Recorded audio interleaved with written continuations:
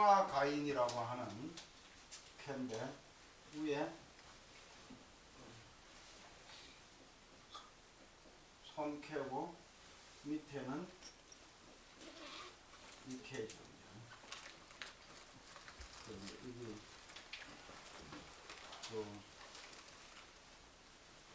이하 손상이라고 뭐 그렇게 이렇게 지어놨죠. 풍화가인이라. 가인이라는 집사람이다. 뭐 이런 거 아니에요. 그러니까 이건 집사람은 누굴 대개 보면 누구예요? 가정주부를 집사람이라 그러죠. 예, 그런 걸 뜻하는 건데 이게 뭐 왜 내가 이걸 갖고 나왔냐 하면은 지난번에 그걸 할 때 이게 좀 묵었다고 지난번에 무슨 캐가 나왔어요? 중천근. 예? 중천근 아닙니까? 중천근은 그 전전에 전전입니까? 일하러 오셨겠어? 전전에 그 이제 지금 현재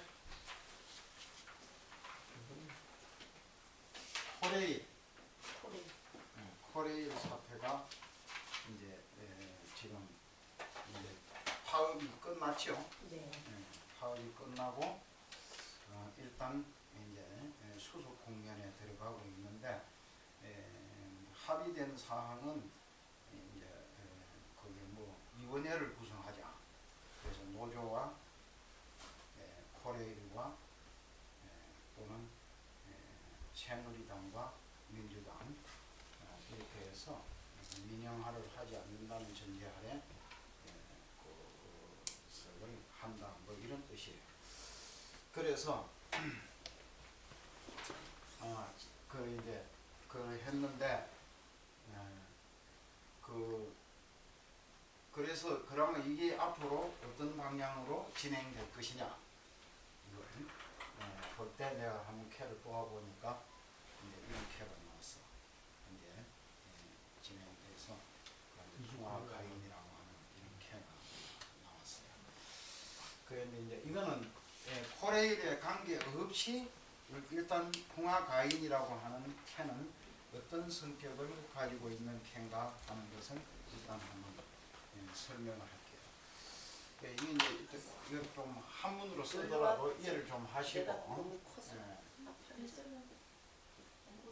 가인은 이게 이제 굉장히 우리가 교훈이 되는 말이기 때문에 내가 약간은 설명을 좀 해드리려고 그래요. 가인은 여자가 이 발을정, 고들정, 곱게 하면 이롭다. 우리가 너무 평범하고 쉬운 말이잖아요. 누구나 다 아는 말인 거야. 그러니까 곱고 바르게 하면 이로운 거지, 이 세상 이체는. 근데 우리는 어떻게 하냐면 곱고 바르게 하지 않는 거야. 이 세상 살아가면서 보면은.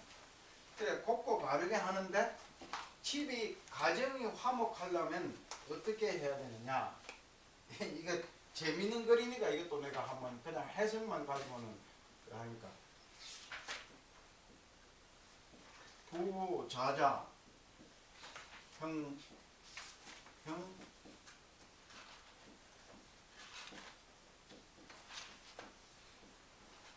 제제 부부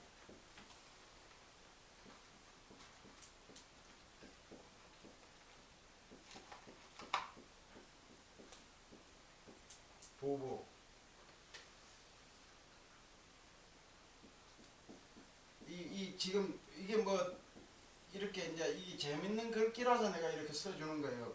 뭐 이렇게 길게 이렇게 써가지고 이게 왜 이렇게 길게 썼느냐 이러는데 이것도 정자를 이렇게 쓰지 말자.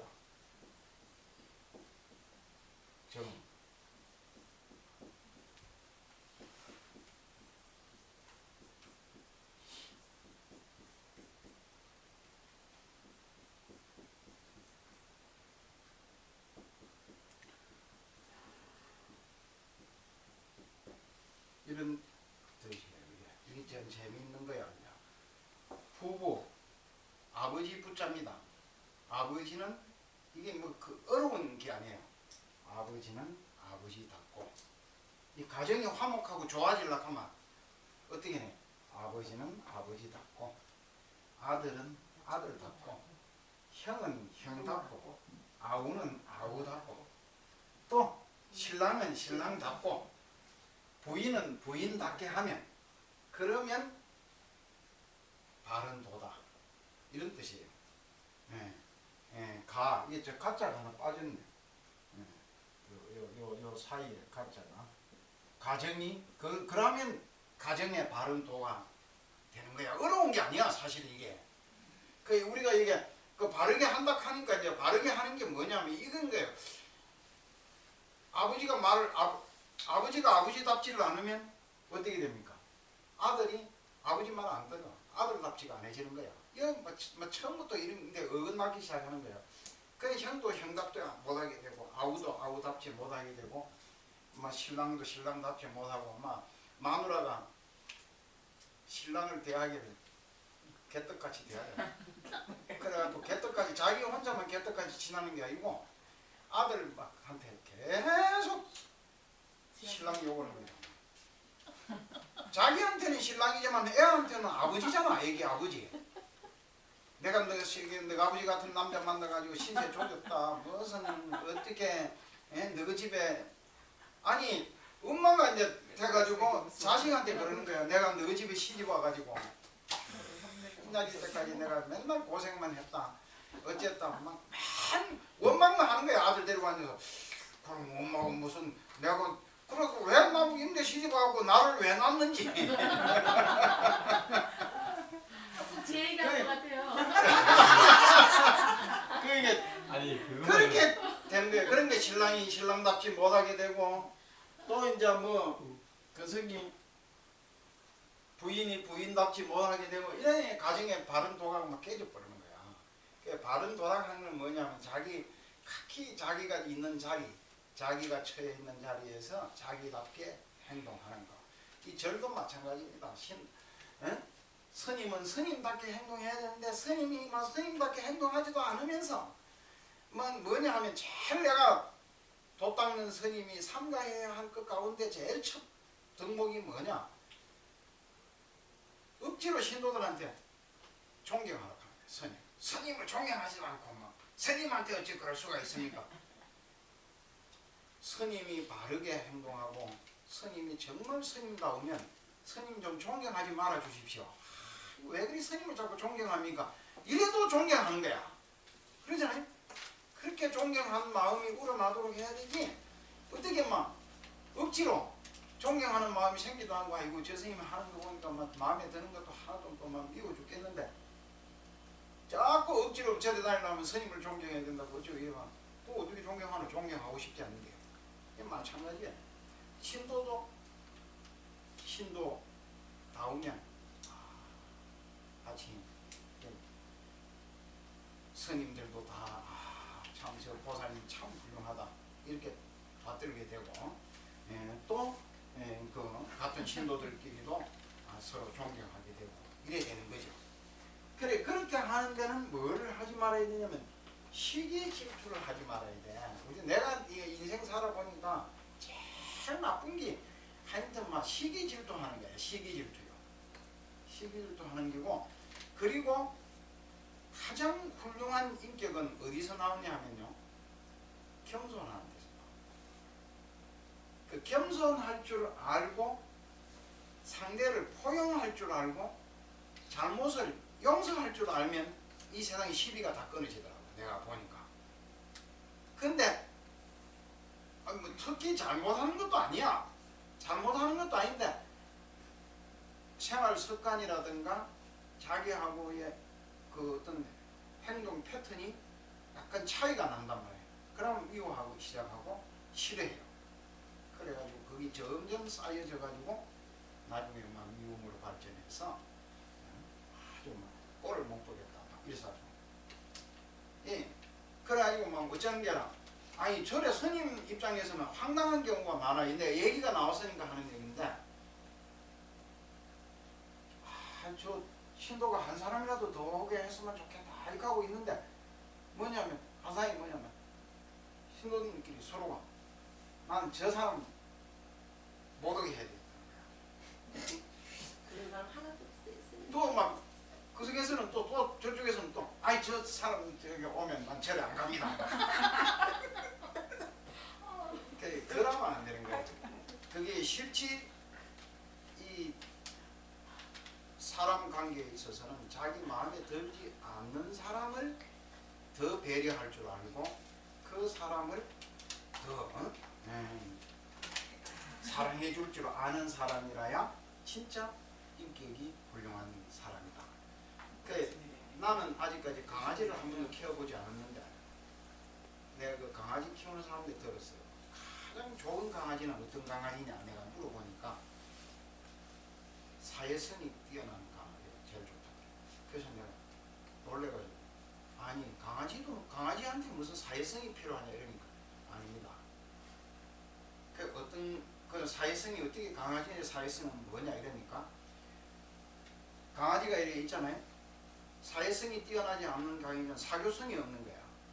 그래서 주인이 무릎하게 앉아놓고 이렇게 쓰다듬어주면 좋아하고 그거 한만 할 줄 알지 외부에 다른 사람이 오잖아요. 그 집에 막 짖고 그 사람이 갈 때까지 짖는 거야. 짖고 그 사람 꼴을 못 보는 거죠. 그러니까 사회성이 없는 강아지는 까칠하잖아. 네. 계속 뒤져. 그런데다가 개 카페 같은 데 데리고 가잖아요. 개를 이제 이렇게 가면 거기에 다른 개 낯선 개들이 많이 있을 거 아니에요. 그럼 그걸 금방 어울리는 개가 있어요. 근데 어떤 개는 못 어울려. 계속 옆에 다른 낯선 개를 막 짚고 그 개한테 막 물어뜯고 싸움을 하는 거죠. 그 개만 그러냐? 아니다 이거야. 사람도 그런 사람이 있어. 그 못된 개처럼 그런 사람. 그건 그 사회성이 떨어지는 거고 그런 못 쓰는 거죠. 그래서 그런 뜻이에요. 그래서 그 가정의 바른 도다. 그래. 가정이 발라지는 것은 그게 뭐냐? 천하의 정이야. 그게 천하다.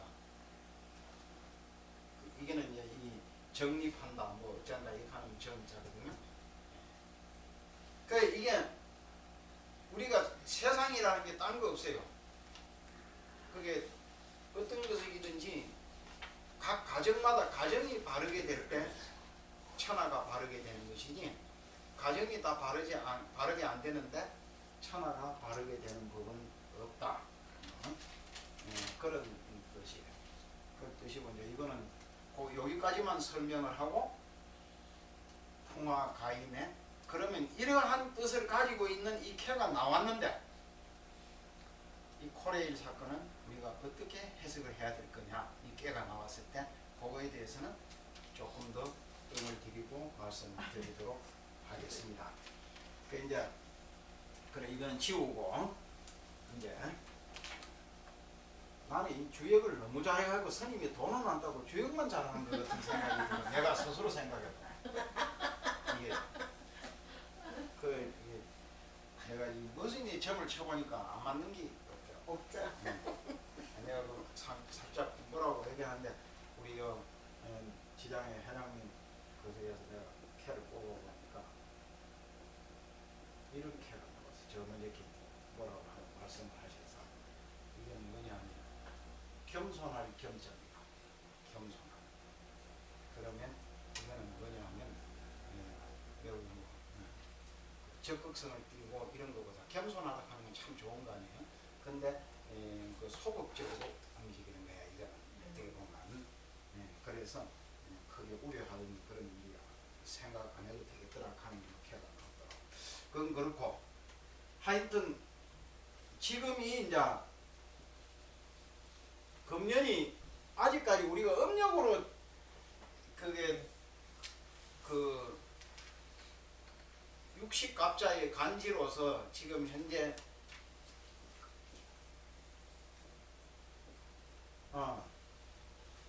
지금 2014년도가 갑오년이라고 그러잖아요.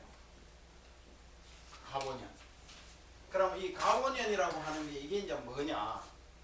언론 같은 데서 보면은 갑오 가보년이라는 게 이게 무슨 의미를 가진 거냐 이제 가보년. 그래서 이 가보년에 대해서 내가 좀 약간 얘기를 하려고 해요. 그 이제 우리 민족사를 통해서도 그렇고 가보년이라고 하는 것이 어떤 의미를 가진 것인가.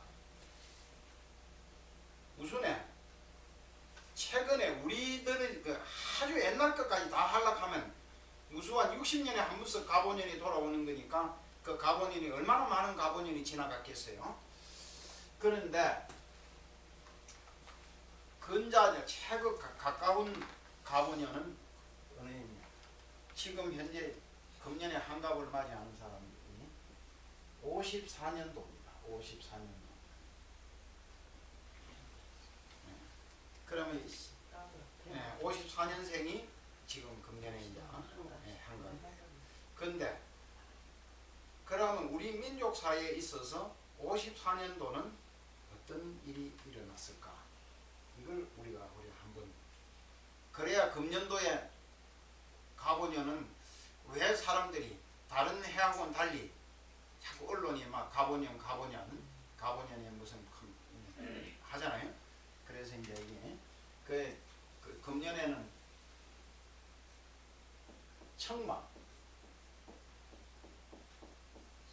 청마의 해다, 푸른 말의 해다, 뭐 이런 거. 청막하니까 유치환이라고 하는 시인이 호가 청마인데 그 사람이 내가 가보년에 태어났나 이러면 그거는 아니더라고. 그런데 그 이제 청마의 해라고 하는데 이 54년도 가보년에는 어떤 일이 일어났을까 보니까 유교가 50년도에 일어났습니다. 그 50년대에 일어나서 참 피나는 전쟁을 겪고 54년도에 휴전 협정이 이루어지고 그러면서 이제 54년도에는 이제 국가사회적으로는 토지개혁 같은 게 이루어지는 그런 해예요.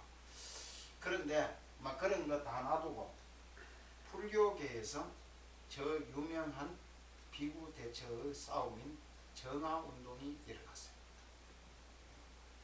이 정화운동이 54년도에 일어났는데 아주 한국 사회에 파란을 몰고 왔습니다. 몰고 와서 긍정적인 측면으로는 일제의 잔재인 친일 불교를 청산하고 그 우리 전통 불교를 회복했다. 그 회복한 게 뭐냐? 일본 사람들은 결혼을 합니다. 스님들이. 그 일본에도 다 모든 스님 다 결혼하는 것은 아니지만 대체적으로 일본 스님들은 한 70% 80%는 다 결혼을 해요. 그 일본에도 임계종이라든가 이런 종파가 있어서 그 결혼 안 하는 수행을 아주 우리나라 스님들보다 더 열심히 청정하게 수행을 잘하는 그런 비구성 집단이 있습니다. 있는데 일단 하여튼 일본 그래가지고 그 당시에 일본 불교 니꼬로 대처서 결혼을 하는 스님들이에요. 그 스님들이 불교계를 다 장악하고 있어요. 그리고 수적으로도 절대 다수고.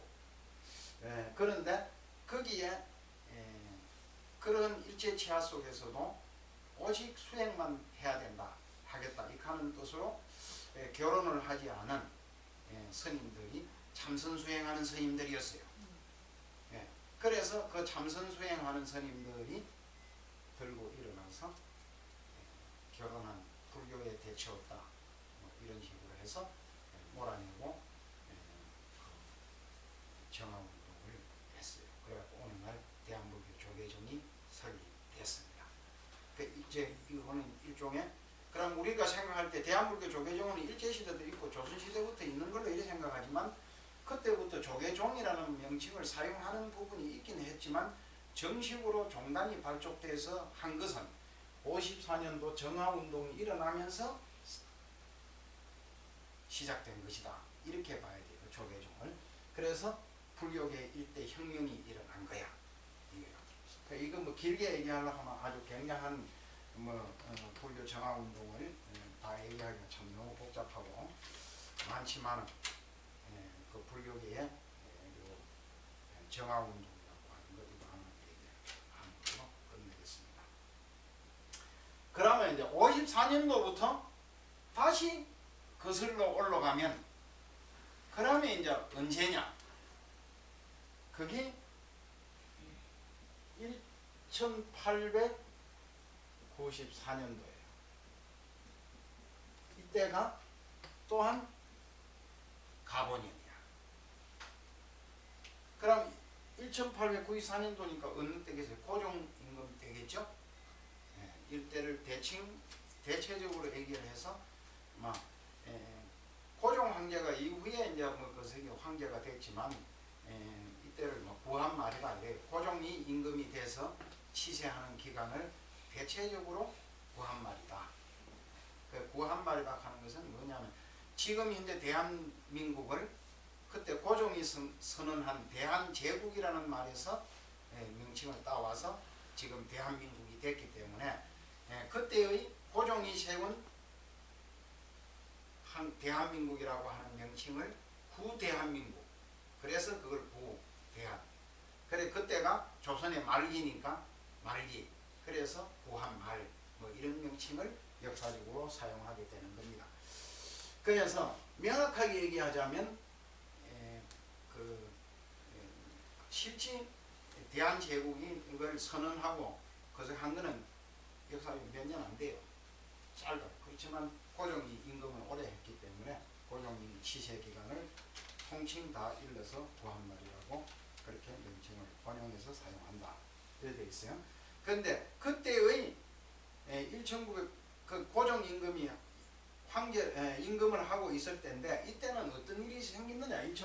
1894년도 그 고종 임금 때만큼 정치적 격변이 심하고 아주 민족사적으로 여러 가지 어려운 일이 겹친 때가 없습니다. 그때 그 임금이 명석하고 아주 통치력이 강하고 그런 임금이 했으면 우리가 크게 도약해서 일본 식민지도 겪지 않고 그렇게 했을 텐데 이 고종 황제가 우리가 볼 때, 내가 볼 때 너무 무능한 사람이야. 요즘은 오히려 그 고종도 말기에 일본한테 나라를 뺏기기 전까지 한 몇 년간은 상당히 명석한 정치를 했다고 하는 그런 평가를 하는 사람들도 있어요. 그게 쉽게 말하면 대한제국 시절인데 막 그건 그렇다 하고 어쨌든 간에 좀 무능했어. 그래 아버지한테 휘둘리고 마누라한테 휘둘리고 그래가지고 이랬다가 저랬다가 막 그래 나라가 다 망해먹은 거예요. 나라 한 나라를 치세하는데 유능한 사람은 몇 년, 뭐 4, 5년만 해도 나라를 부강해주고 한 10년만 해도 강대한 국가가 되는 경우가 있는데 고종은 몇십 년을 해도 그렇게 하지 못했어요. 그런데 이제 이 1894년도에 이제 뭐가 일어났느냐 하면 대한민국에 막 큰 사건이 연달아 터졌습니다. 우리 민족사를 통해서 굉장한 큰 혁명이 일어났어요. 그게 뭔 얘기냐? 우선에 동학이라고 하는 게 일어났어요. 동학. 이 동학이라고 하는 것은 뭐 다 모르는 사람 없죠? 동학에 대해서는. 이름은 많이 들어봤잖아요. 자세하게 몰라도. 이 시간을 통해서 동학을 내가 자세하게 얘기하지는 못하지만 대체적으로 좀 개략적으로 얘기하자면 최재우라고 하는, 호가 수군 선생이다 뭐 이러잖아요. 그 최재우라고 하는 사람이 실제는 불교를 공부했습니다. 그래서 저 지금 통도사 앞에 가면 천성산이라는 산이 있고 그 청성산에 매원사라고 하는 절이 있어요. 그 절에서 공부를 해가지고 도를 통했다고 그래요. 그 체제가. 그래 도를 통했는데 그래가지고 이 사람이 동학이라고 하는 종교를 만들었어. 근데 이 동학은 유교, 불교, 또 도교 뭐 이런 것을 조금 각기 좀 섞었다. 뭐 이렇게 얘기할 수 있지만 실제 그 동학의 교리 내용을 보면 상당히 불교적입니다. 그런데 이 동학이라는 명칭이 동자, 동력동자잖아요. 동양의 가르침이다, 뭐 동만의 학문이다, 뭐 철학이다 이런 뜻이에요. 그래서 이 처음에 이 동학을 했는 거는 왜냐? 그러면 이 동학에 대칭되는 명칭으로 뭐가 있느냐? 서학이 있어. 서학. 이 서학은 이제 그 당시에 최재우가 보는 서학은 뭐냐 하면 기독교예요. 기독교. 이 기독교가 들어와서 앞으로 우리나라를 망쳐먹을 것이다. 그래서 거기에 대응해서 우리 동학을 이렇게 하는 동양의 학을 이렇게 해야 된다. 그런 뜻으로 동학을 시작했어요. 그래서 이 사람이 하는 게 뭐 처음부터 종교운동이다 뭐 이렇게 하기보다 그 보면 무슨 동양 학문운동이나 뭐 이런 걸로 얘기할 수 있는데 이러한 동학이 서학에 대칭되는 걸로 일어난 동학이 뭘 했냐면 가르침이 뭐냐 하면 최재우가 그 한 가르치는 이겁니다. 이거. 딴 거 하나도 없어요. 막 이거 한마디로 다 이 사람은 가르치면 다 인내천이다. 이 말은 뭐냐 하면 내라고는 이 내자입니다. 이 내자. 뭐 이걸 그냥 사람이 하늘이다 이 소리예요. 딱 그냥 그 요걸 그냥 사람이 하늘이다. 그 전까지는 그 이 딱 대칭되잖아요. 서학은 그러면 뭐입니까? 뭐가 하나님이에요? 창조주가 하나님이야. 창조주가. 창조주가 있잖아요. 조물주. 그 여호와 하나님. 그 서학에는 그게 있는데 그거 아니다. 이게 누가 무슨 거성하는 여호와 하나님 이걸 부정해버린 거야. 그게 무슨 하나님이겠냐? 그럼 누가 하나님이냐? 사람이 바로 하나님. 그런데 이게 사람들한테 어떤 영향을 미쳤느냐? 조선시대의 양반 쌍놈으로 살아가는 그런 시대에 무지렁이 저 걸도 못 배우고 천민으로 남의 집 농사 소작이나 짓고 사는 사람에게 네가 하나님이다. 그러니까 민주주의라고 할 때 이런 뭐예요? 민주. 민주라고 하는 게 이게 뭐냐면 나라의 주인이 백성이다 이 소리거든. 백성. 옛날에는 뭐예요? 그럼 민주주의 전에는 뭐예요? 임금이 나라의 주인이야. 그 우리는 다 임금 나라의 주인인 거, 백성도 임금의 소유물에 불과한 거예요. 그게 똑같잖아요. 이 우주를 창조한 사람이 누가? 하나님이 했기면 주인이 누구야? 하나님이고 우리는 거기에 다 종이잖아. 지금도 그렇게 기도하면 가서 나는 종이로소이다 이렇게 기도를 하자. 그런 것에 어마어마한 충격을 준 거야. 이 동학이요. 그래서 이 동학을 통해서 우리가 뭐냐 하면 이 거석에 구시대가 있는 것 같으면 근대, 새로운 시대, 이 근대라고 하는 시대가 열리면 그냥 언제부터 20세기 들어와서부터 우리는 근대화가 됐다 이렇게 하는 게 아니고 자동차를 타고 다니면 근대화가 되고 핸드폰을 들고 이렇게 내가 사용하면 근대인이 되는 게 아니고 현대인이 되는 게 아니고 여기에는 어떤 게 있냐 하면 현대인다운 의식이 있어야 돼요. 의식이. 그래서 우리나라 사람들이 나라의 주인은 임금이다 이래 생각했는데 아니다. 백성이 나라의 주인이고 우리가 못난 무지렁이 우리가 하나님이라고 하는 그런 의식을 가지기 시작한 게 뭐냐? 동학을 통해서 이루어졌다. 그래서 그 동학이 혁명을 일으켰어요. 그게 1894년도예요. 그래 동학 이 오늘날 이제 그게 전에는 동학난이라 했다가 뒤에 동학혁명이라고 하는 말을 공식적으로 사용한 사람은 박정희입니다. 박정희의 할아버지가 동학도야. 동학도. 그래가지고 명문시한을 당해서 저 구미 쪽으로 어떻게 해갖고 그 그 낙향해가지고 거기서 숨어 살면서 그렇게 가난하게 예. 그리고 그 아들 댁에 가서는 아주 가난. 그 박정희 아버지 댁에 와서는 엄청나게 가난하게 살면서 그래갖고 무슨 팔남매인가를 얼마나 낳았는데 그 중에 제일 막내가 박정희다 뭐 이래 돼 있잖아요. 그래서 제일 큰아들 며느리를 봐가지고 며느리가 애를 낳았는데 그것도 시어머니가 애기를 배가고 부끄러워가지고는 막 애기를 안 놀라고 무슨 그석을 했는데 그래도 어떻게 하고 농기구 박정희다 뭐 이래서 하잖아요. 그런 그 할아버지 때 통학을 했어. 통학. 그런 영향도 있었겠지만 박정희가 어쨌든 간에 통학을 높이 평가했어요. 그래가지고 통학을 혁명이다 이렇게 한 거예요. 그런데 그 뒤에 박정희가 죽고 나서 뒤에 다시 또 혁명이라는 말이 바뀌져 버리고 그 전두환이나 이런 사람들이 와갖고는 그게 뭐냐면 통학을 운동이다 그냥 농민운동 예, 운동으로 이렇게 하나의 격화시키지 약간. 그러나 남이라고 하는 것보다는 격상을 시킨 게고 그 통학 농민운동 뭐 이렇게 했는데 실제 통학은 혁명이라고 봐요 저는. 왜 혁명이냐? 사람의 의식을 바꿨어 이게.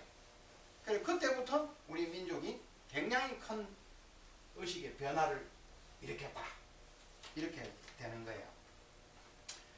그런데 그러한 통학농민 운동이라 해도 되고 혁명이라 해도 되고 전쟁이라고 할 수도 있는 이게 1894년도에 일어났어요. 일어났는데 어떻게 해서 일어났느냐? 녹두장군 하잖아요. 우리 어릴 때도 요즘 애들은 그런 게 잘 안 불러. 우리 누나가 맨날 마루 끝에 앉아가지고 무슨 새야 파랑새야 녹두밭에 앉지 마라. 녹두꽃이 떨어지면 청포장사 울고 간다 그 맨날 그걸 사는 게 나는 그게 어릴 때 그게 무슨 뜻인지도 모르고 불러서 하면 따라고 우리 누나도 뭔 뜻인지 모르고 불렀지. 그게 아주 청승맞게 불러 그걸 옛날 사람들 보면. 왜 그리 청승맞게 부르나 이렇게 하고 했는데 그게 이제 통합 때 나온 녹두장군이라고 하는 전봉준이라고 하는 사람이 이제 전라도 고부 사람입니다. 원래는 고부군입니다.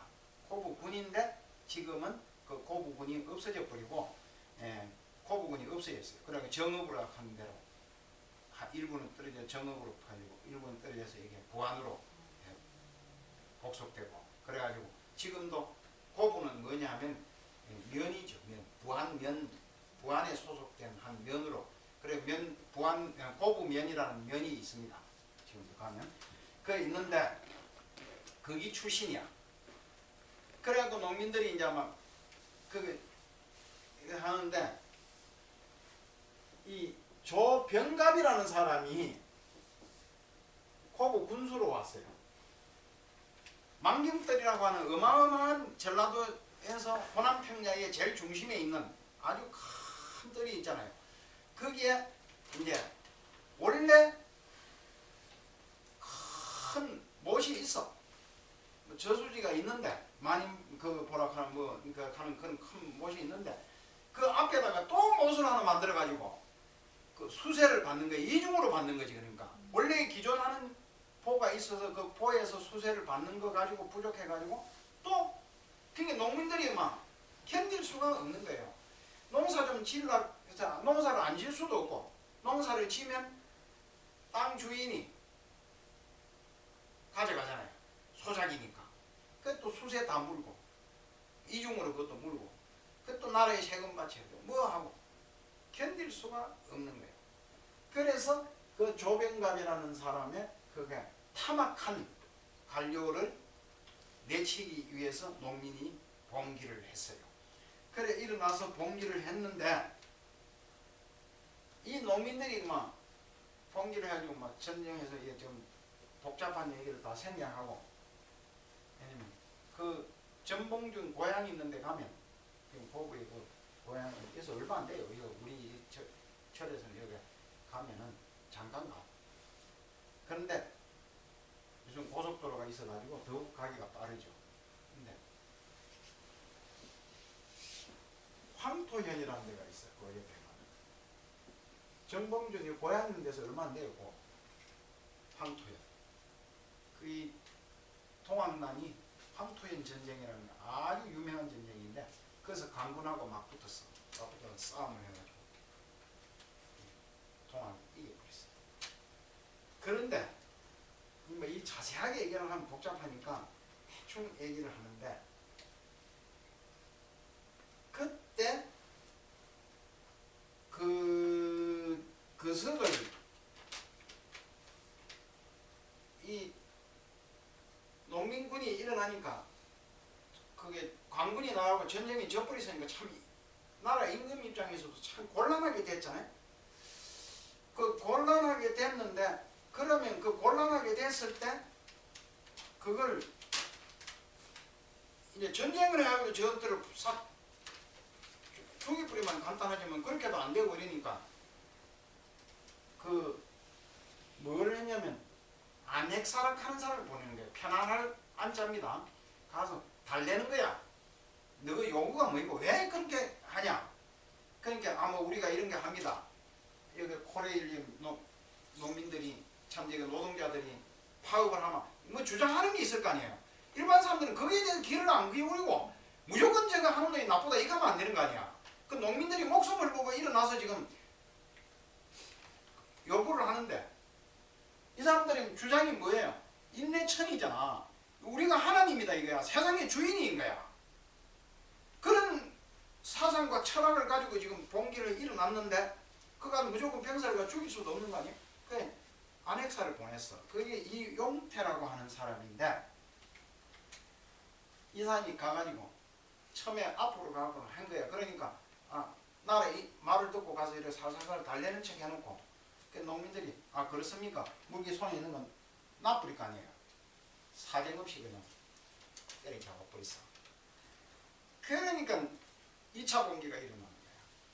다시 일어나가지고 이제 그 하는데 두 번 그래 나중에 이 이용대라는 사람은 그렇게 그게 못된 짓 나라의 명을 그게 하락하는 거 잘 했으면 될 텐데 그렇게 안 하고 막 농민들을 갖다가 죽이고 이런 짓을 했음에도 불구하고 나중에 일제 때 이용대는 친일 기족은 남작패설까지 얻고 아주 친일 분자로 유명한 사람이에요.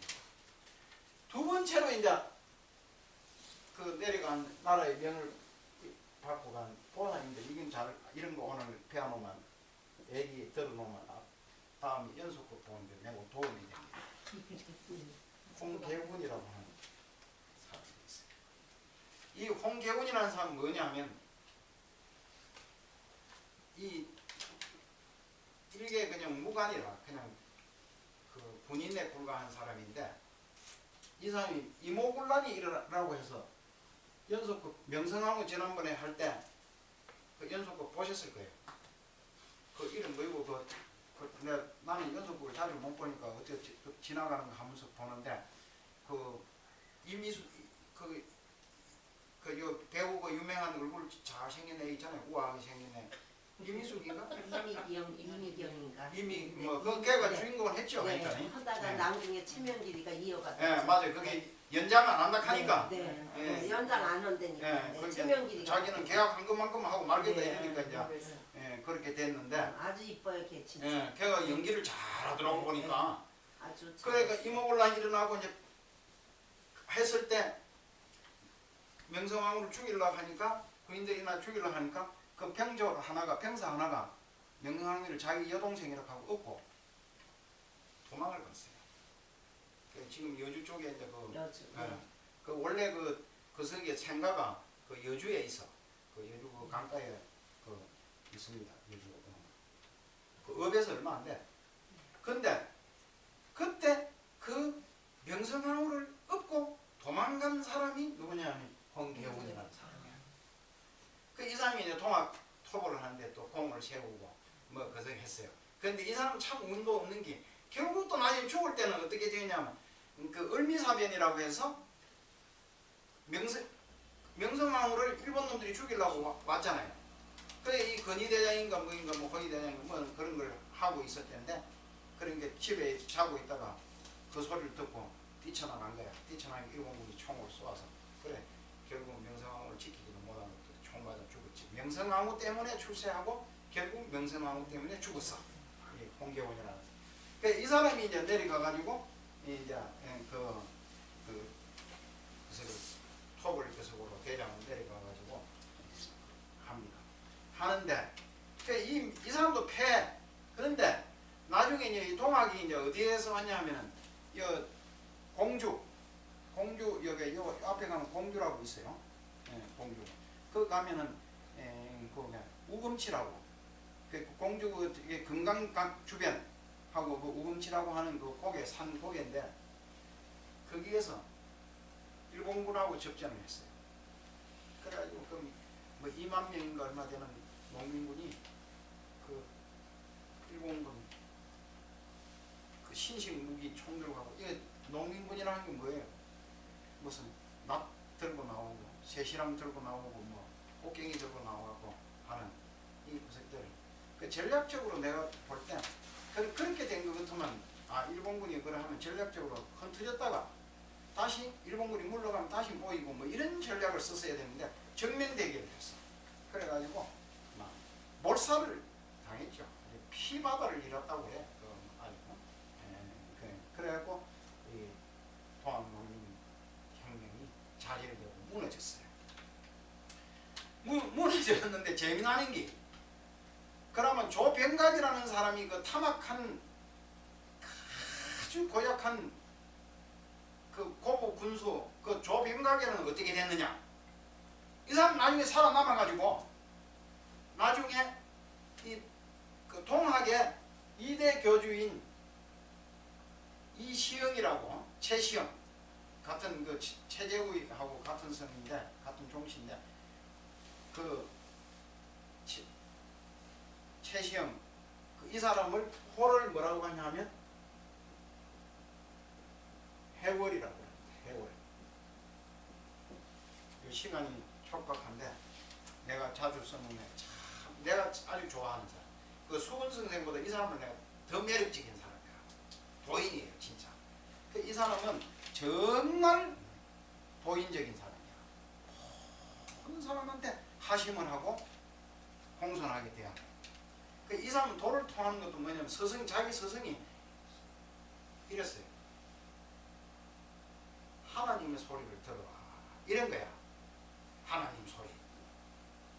이 사람이 막 하나님 소리를 어떻게 듣나 어떻게 하면 저 남은 은적사락하는 음저감이라고 하는 암자에 이렇게 살면서 한 3년이 흘렀는데 하나님 소리를 못 들었어요. 하나님 소리 들어보려고 밤새도록 앉아서 귀를 기울이서도 안 들리거든. 그러니까 자꾸 졸음은 오고 그러니까 우물에 가서 목욕을 하려고 졸음 조치려고 이 음동설안에 옷을 벗고 목욕을 하는데 그때 하나님 소리가 들리는 거예요. 뭐라고 들리냐? 추운 겨울에 목욕하면 감기거든. 아니 도가 그렇게 간단한 거예요.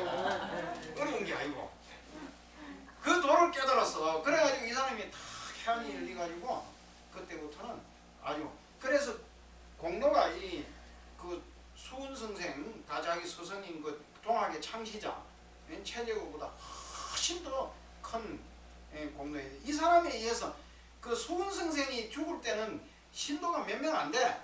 몇 명 안 되고 저 경주 사람인데 그 경주 용담이라고 하는 그 주변을 중심으로 해서 몇 명 조그만한 그렇게 있었는데 이 최시영, 해월, 이 해월 선생 시대에 와가지고 이 사람이 남북을 통틀어서 막 그때 대한민국 사람들 거의 모든 사람이 다 동학을 했다고 할 정도로 그걸 포교를 했어요. 그걸 포교를 안 하고 포덕이라고 하는데 여러분들 포덕을 해가지고 그렇게 그래 와르르 다 무너진 거야. 그 동학이 그렇게 농민들이 그래 했는데 그러한 그 동학에 패배하고 피가 막 바다를 이루고 이렇게 그렇게 많은 사람이 죽은 거야. 그 죽었는데 그 당시는 그게 어떻게 보면 막 전라도 사람들이라고 해야 될까 뭐 이런 것을 가는데 이 지역에서도 이 공중에서 그 싸움이 접전이 일어났으니까 그만 집집마다 장성한 남자는 가서 그 동학에 가서 죽지 않은 사람이 없다 할 정도로 그렇게 많은 사람이 죽은 거야. 죽었는데 그때도 조병갑은 살아남아가지고 뭐냐면 고등재판관을 해서 그 해월 선생 잡아가지고 온 사람 그 사람 재판에 사형언도 때리는 이거 하고 있는 거야. 그러니까 나라가 안 망하겠어요? 그렇게 부정부패를 헤쳐먹고 그렇게 나쁜 것이 있으면 그 나라가 그렇게 발칵 뒤지면 혁명이 일어나가지고 뭔가 나라가 좀 정리가 돼야 될 거 아니에요. 근데 그걸 못하는 거야. 그 너무 얘기를 많이 하면 복잡하니까 나라가 그때 동학에 했대. 그때 성공했으면 우리나라가 아니 동학이 성공하지 않더라도 정신 번쩍 차리고 이게 이렇게 부정부패하고 이 나라가 이렇게 돼가지고는 자기 이득만 챙기먹고 이런 식으로 해서는 안 되는 기구나 하는 걸 정신 차렸으면 나라가 안 망하는 겁니다. 안 망하는 건데 일본 그 동학을 제압하는 것도 일본 군사를 불러들여가지고 그렇게 한 거다. 우리나라 군대가 가서 그렇게 동학을 못 이겨. 이제 일본 신식 무기를 가져와서 막 기관탄 총으로 가지고 막 총 대포로 가지고 쏴 죽이고 이래가지고 그 많은 우리 백성을 죽였어요. 그래 이제 나라가 이제 그 후로 그냥 막 해가지고 나라가 망해서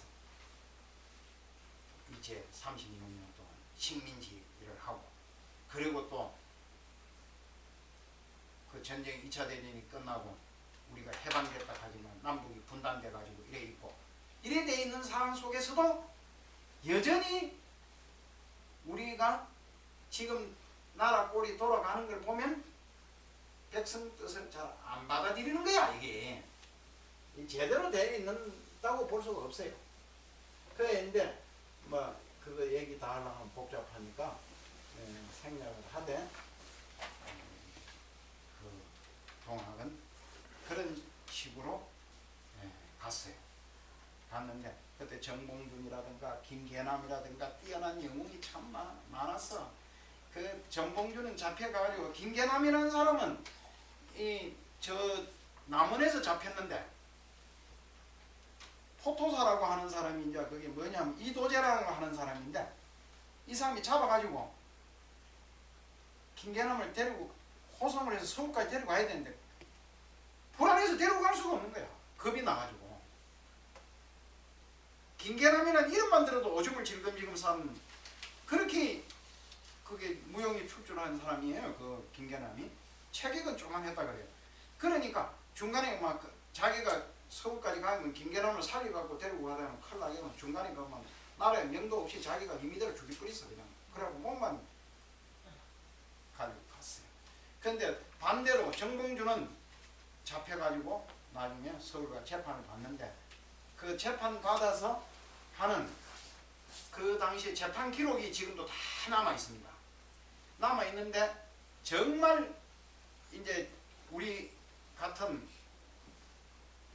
사람들이 그 재판 기록 같은 그런 걸 읽어보면 그냥 볼 수가 없어. 눈물이 나서 이렇게 똑똑하고 이렇게 기계에 있는 남아가 그게 영웅이 그 뜻을 펼치지 못하고 그게 좌절하고 그렇게 민족의 운명은 이런 게 끝나는구나 이런 걸 생각하면 정말 아주 그것을 하는 거죠.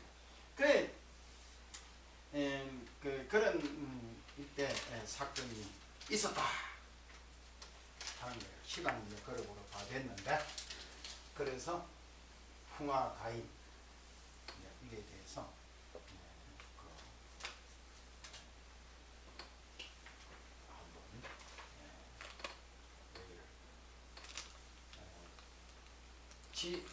지난번에 했는 풍지관이라고 하는 걸로 나왔었죠. 지난번에 그래 관캐가 나왔어. 그래서 이게 이제 민심을 잘 살피는 사람이 이 싸움에서 승리한다. 이렇게 됐었는데 오늘은 이게 이제 그 일단락은 됐잖아요. 일단락 됐는데 이게 보세요. 바람 이게 이 바람이 이래 상징하는 이 개가 있는데 옆 밑에 불이라는 게 있잖아요. 그러면 이 불이 있는데 불에 바람이 불면 어떻게 되겠어요? 불이 점점 커져서 네. 자꾸 더 잘 탈 거 아니에요? 이게 지금 현재 상황은 바람도 잠잠해지고 불길도 조용해졌지만 이거는 언젠가는 바람이 불고 불이 일어날 수 있는 그걸 지금 네. 안고 있는 거야. 네, 네. 현재 지금 이 코레일 사건은. 네. 시한폭탄 네. 안고 가는 거예요. 안 그래서 어느 순간 또 터져. 어느 이 정부가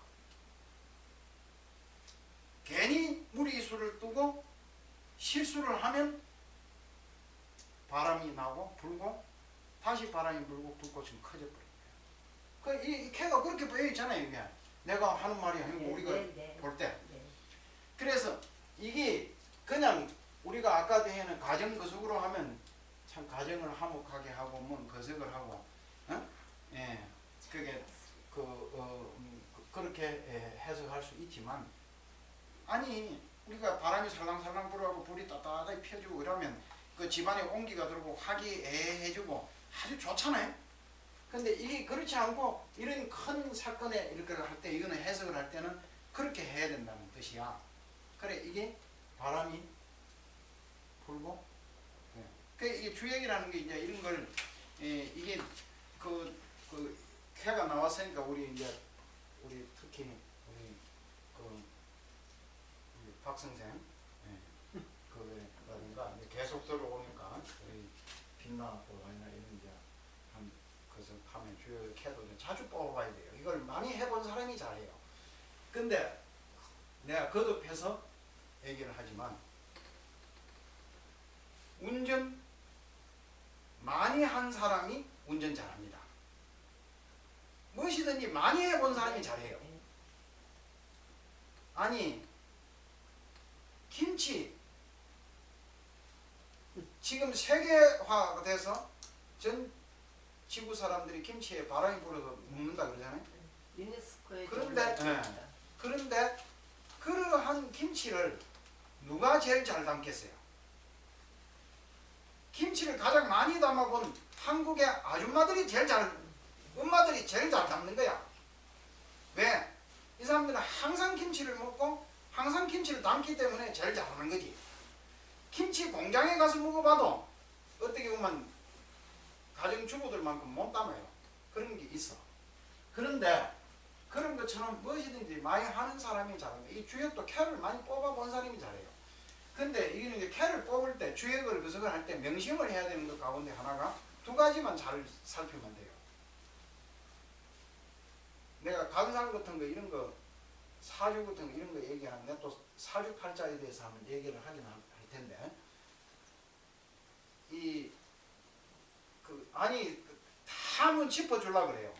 그 기회가 와서 사람이 좀 뭐 있을 때 얘기를 해야 되는 거든 그런 좀 아니 사주 뽑는 거 이게 이제 우리가 그러잖아요. 이게 뭐 세차 그 속에 보면 그 우리는 스님들은 축원할 때 보면 안구 이랍니다. 안구 이래 하잖아요. 부처님한테요. 그거는 뭐냐면 우르르 고합니다 이 소리입니다. 그게 우르르 앙자 고할 고자 우르르 고합니다 이 소리거든. 근데 유교에서는 충문할 때 우르르 고할 데가 없잖아. 자기들끼리 그냥 하잖아. 그 우르르 고할 이런 거 없어. 유세차 이래 나가는 거예요. 그러면 유세차를 하는 거는 뭐냐 하면 금년 몇 년도 이 소리예요. 지금 현재. 그러면 그게 이제 그걸 갖다가 그게 이제 세차. 그래가지고 뭐예요? 월건. 그리고 또